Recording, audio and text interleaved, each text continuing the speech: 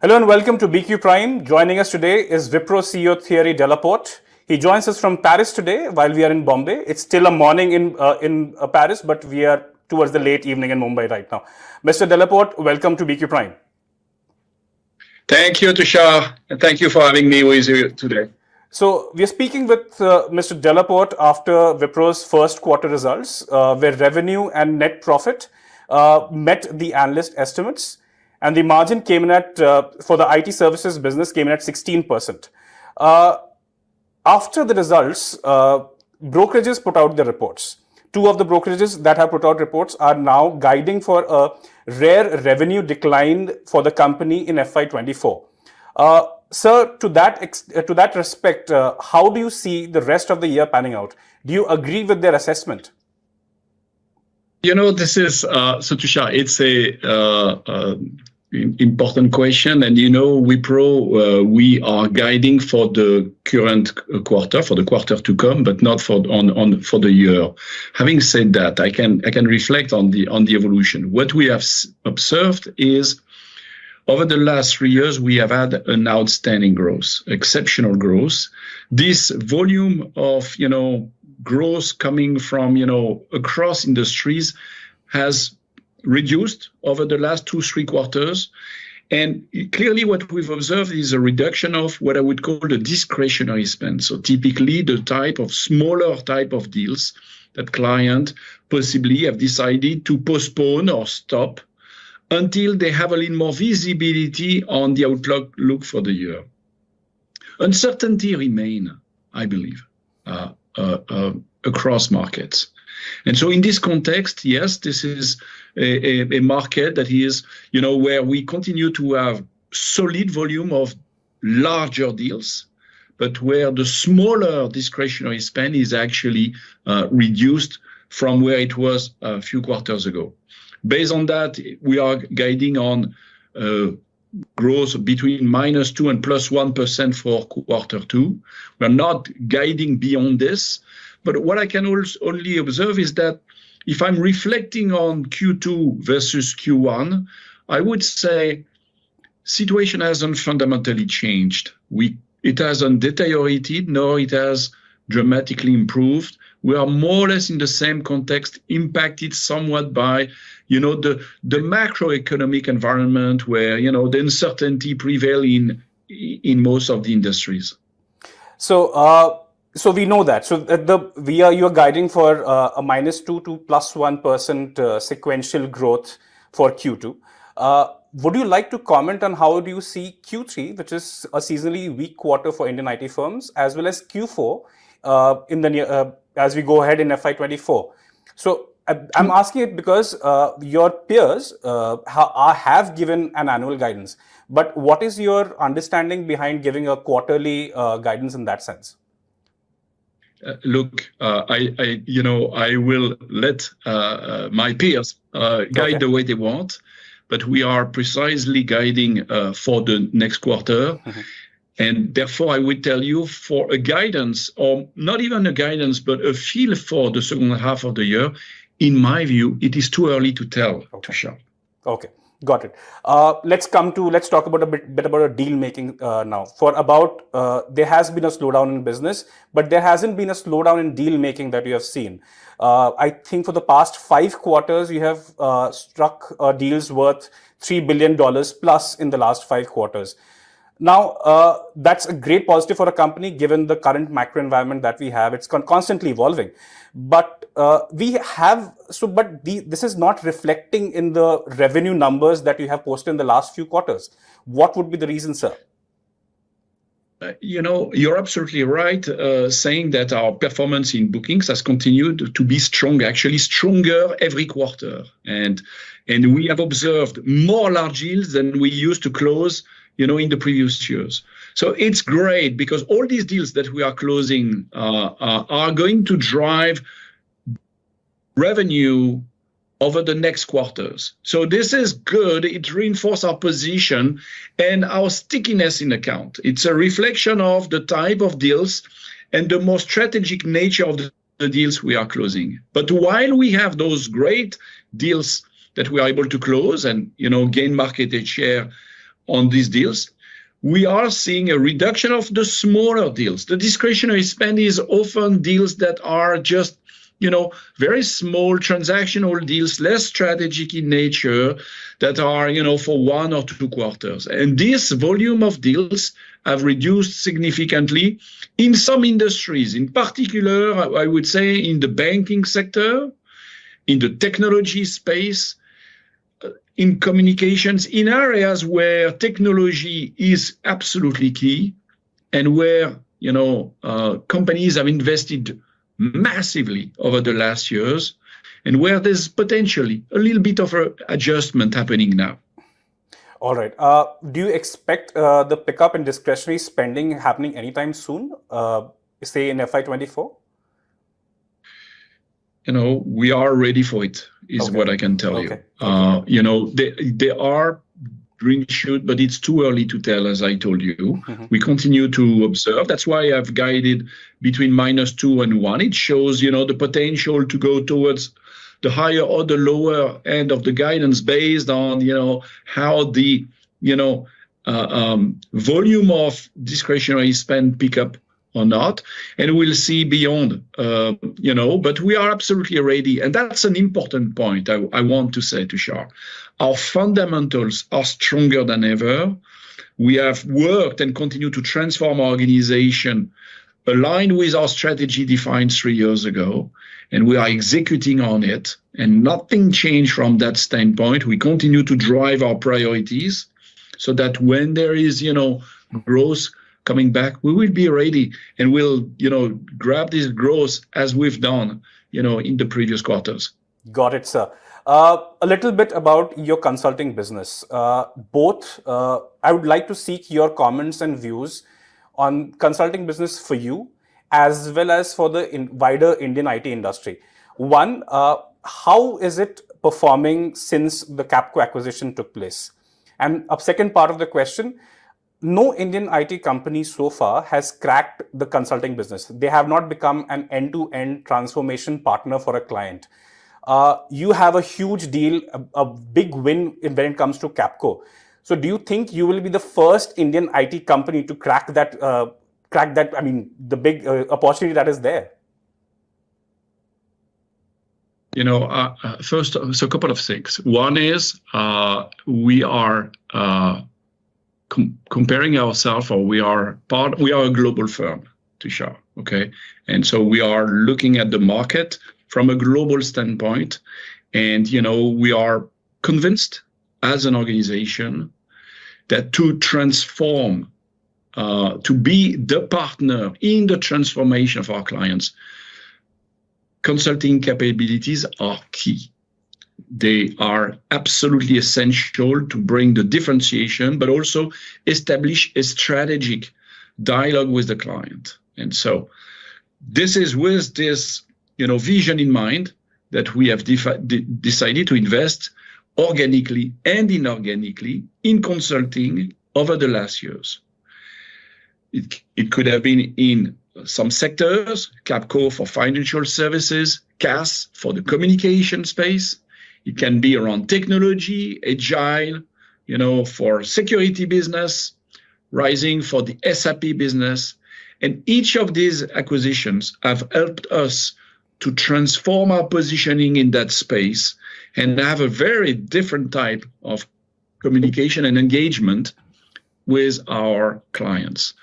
The return we get from our clients is very strong, very loud, saying that indeed, as you are combining your consulting and your technology capabilities, you become a lot more relevant partner for us and someone that we want to engage with, not only when decision is made, but before that, to form an opinion on where our priorities are. So this is really performing well. It's working extremely well. These acquisitions that you are referring to have been driving, splendid growth for several quarters. But we also know that consulting is, the first type of business that get impacted in a time of slowdown. Mm-hmm. But it's also the first one to restart when the market picks up again. True. And finally, I have zero doubt, Tushar, in our ability to, develop a successful consulting business. We are very proud of the business we have today, and it is working extremely well. So this is, the proof that, Wipro can and is, very successfully driving consulting business, to your point. Got it. I hope you declare, like how you declare your IT services segment separately in your financial statements. I hope the consulting bit will also show up. Let's talk about your operational profitability a bit. Your operational profitability stood at 16% in Q1.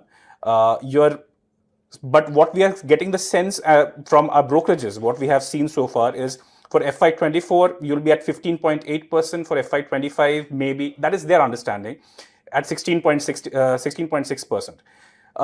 Given the climate that we are in right now, the macro challenges, the delay in deal conversions into revenue, what are the margin levers that you'll employ when it comes to maintaining that the 16% margin that you're guiding for, that 15 to 16% band?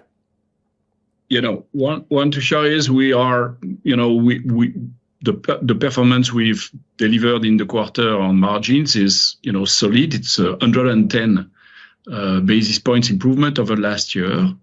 And, we feel confident that we'll be able to continue to deliver, such level of performance going forward. We also are convinced that, as we continue to work on our productivity levers, we will continue to improve margins over time in the next quarters. So, what are those levers? It's about, how, the efficiency of our processes, the way we leverage AI to enable the business, the quality of the delivery that we constantly reinforce, and where we make investments to make us, more efficient as a partner for our clients. So those are the levers that we are driving. It is part of our strategy, again, back to the plan we set up 3 years ago, and we are executing on it. Okay. You mentioned about AI. You also mentioned about AI driving efficiency. At the same time, Wipro has seen a decline in headcount quarter on quarter. I think it's about 7,000 sequentially. Your attrition has also reduced to about 14% quarter on quarter. So do you think the incorporation of AI into your deals, into your software under Wipro AI 360 reduces the need for onboarding so many freshers in the coming year? So can you give some color on that basis? Couple of things. One, I would caution with analyzing trends on headcount from a quarter to another. You might have, in a year, some quarters where you will go a little down and some will go up. So that's the first point. Second is, obviously, we are still reflecting and adjusting the volume of growth and headcount high based on the demand we see in the market. Okay, so that's why, Third is the fact that we certainly work on our own efficiency, try to reduce the volume of overheads, try to reduce the layers, if you like, in the organization that possibly have been built over time to be more nimble and more agile. And that's, the driver that we continue to push on for the next quarters. AI is going to transform the way we work as an organization. The same way our clients will also evolve by leveraging artificial intelligence and generative AI in particular. Whether, we are more efficient or by leveraging AI, it will allow our employees to be able to drive more productivity, have a bigger impact for our clients. And this is why we have not only decided to invest $1 billion over the next 3 years in AI as a company, but it's also why we have decided to train 100% of our 250,000 employees on AI over the next 12 months to make sure that everyone leverage AI to be more productive, to enhance our impact for our clients. Got it, sir. Last bit that I want to come off to right now is the transformation that you brought in when you came in. There have been two rounds of, if I may say, reorganization or restructuring. The first one was within first 6 months of your tenure as Wipro CEO. The second one came in, I think, earlier this year. There have been what in our conversations with our sources, what we have learned is there have been positives, there have been negatives as well. So somebody said that it's a good move that Thierry did. It was important at that point of time, but it may have spooked some of the senior management that was there. So much so that they thought that they're as good as the previous quarter. Would you allay those concerns for people who are still there? People said that yes, it was important. Over 50 years of this company, there have been layers built on. You also said that you are more agile now. The layers have gone away, the overheads have reduced. Would you allay those concerns of people at Wipro employees, the 250,000 employees, that are worried that how fast those changes are happening right now? So, one is, let me go back a little bit. 3 years ago, indeed, we built an organization model based on, the three key strategic markets and then global business line. So the focus on strategic markets, so investing in some areas, in America, in Europe, and in Asia, and then the global business line, bringing the global capabilities to our clients around the world. Because this model implied a matrix organization, it was the first time for Wipro, we felt that, we needed this model to be simple for it to be implemented efficiently. And so we've gone with two global business lines. Those two global business lines have grown tremendously over the last 2.5 years. 45% growth over 10 quarters, to a point where they had become too big for organization. It was the time to split those two GBL into 4. And we have split those GBL per strategic areas of focus. Cloud, with our full stride cloud services, enterprise featuring, consulting, and engineering. Areas where, we continue to invest, where we have massive impact with our clients, and where, the focus on investment will be in the near future. The entire organization has rallied around those changes. There's actually high adoption of the model. We've moved into the new model a quarter ago. It's been seamless organizational change, frankly. Incredible how smoothly it's been driven by the team around me. We have leaders that are absolutely, engaged to the success of this new construct. And, that's what I'm observing every day. With employees, with leaders, with clients. Every client I'm speaking with just reflect on, the power of the organization we've put in place. We have an organization that is very mature now. People are used to work in a matrix organization. Having 4 strategic market units and 4 global business line is, what we needed. Thank you, Mr. Delaporte, for joining us today. That was quite an insightful chat. Thank you, viewers, for tuning in. This is Tushar for BQ Prime.